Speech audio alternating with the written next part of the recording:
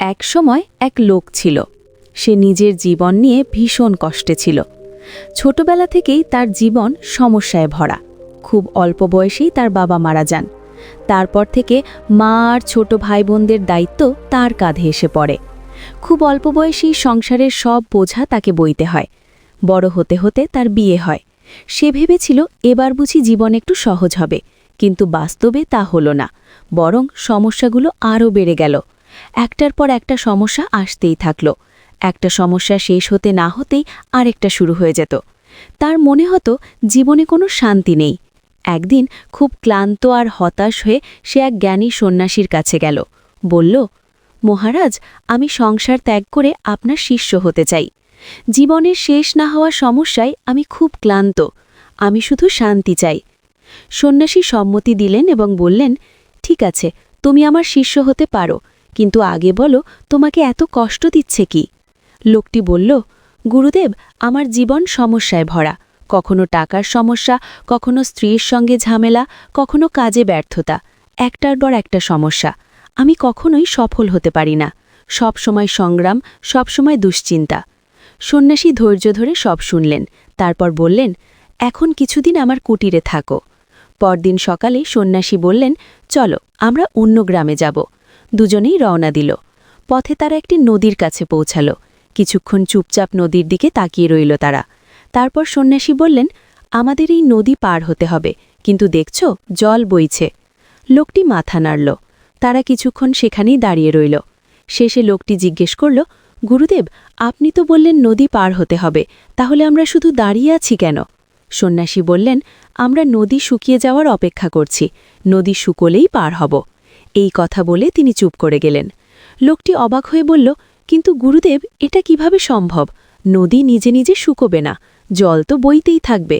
আমরা যদি অপেক্ষা করি তাহলে তো সারা জীবন এখানেই আটকে থাকব। আমাদের চেষ্টা করে পার হতে হবে, কষ্ট হলেও। সন্ন্যাসী হেসে বললেন, এই কথাটাই আমি তোমাকে বোঝাতে চাইছিলাম। জীবন এই নদীর মতো, আর জীবনের সমস্যাগুলো এই বইতে থাকা জলের মতো। সমস্যা সব সময় থাকবে। তুমি যদি সমস্যাগুলো নিজে নিজে শেষ হয়ে যাওয়ার অপেক্ষা করো, তাহলে কখনোই সামনে এগোতে পারবে না। কষ্ট হলেও তাদের মোকাবিলা করতে হবে, তবেই অন্য পারে পৌঁছানো যাবে। তারপর তিনি লোকটির দিকে তাকিয়ে বললেন, বন্ধু, সংসার ছেড়ে পালিয়ে গেলে সব সমস্যা মিটে যাবে না। এটা নদী শুকোনোর অপেক্ষা করার মতোই। সংসার ত্যাগ করলেও অন্য ধরনের সমস্যা আসবে। তাই বাড়ি ফিরে যাও। কষ্ট দেখে হাল ছেড়ে দিও না। সমস্যার মুখোমুখি হও, সমাধান করার চেষ্টা করো। এটাই জীবনে এগোনোর একমাত্র পথ। লোকটি সন্ন্যাসীর কথা বুঝতে পারল। সেই একটিমাত্র শিক্ষা তার ভাবনার দিকটাই বদলে দিল। সেদিন থেকে সে নিখুঁত জীবনের অপেক্ষা করা ছেড়ে দিল। সাহস নিয়ে জীবনের চ্যালেঞ্জগুলোর মুখোমুখি হতে শুরু করল। ধীরে ধীরে পরিস্থিতি ভালো হতে লাগল। এই গল্প আমাদের একটা খুব গুরুত্বপূর্ণ কথা শেখায়। সমস্যা সবার জীবনেই থাকে। এমন কেউ নেই যার জীবনে কোনো সংগ্রাম নেই।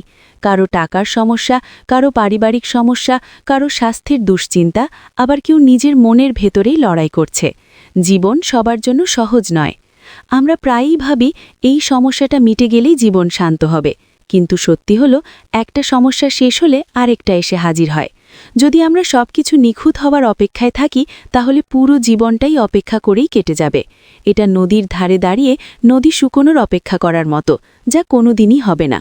তাই সমস্যাকে সামনে রেখেই আমাদের চলতে হবে। পালিয়ে যাওয়া বা হাল ছেড়ে দেওয়া কোনো সমাধান নয়। প্রতিটা সমস্যার সঙ্গে লড়াই করতে হবে। সেখান থেকেই আমাদের বৃদ্ধি হয়, সেখান থেকেই জীবন এগিয়ে চলে। সমস্যাগুলো দেখতে বাধার মতো লাগলেও আসলে এগুলোই সাফল্যের দিকে যাওয়ার ধাপ। প্রতিটা চ্যালেঞ্জ আমাদের আরও শক্ত করে, নতুন কিছু শেখায়। তাই সমস্যাকে ভয় না পেয়ে তাদের মোকাবিলা করতে শিখতে হবে। জীবন সহজ হলেই সাফল্য আর শান্তি আসে না।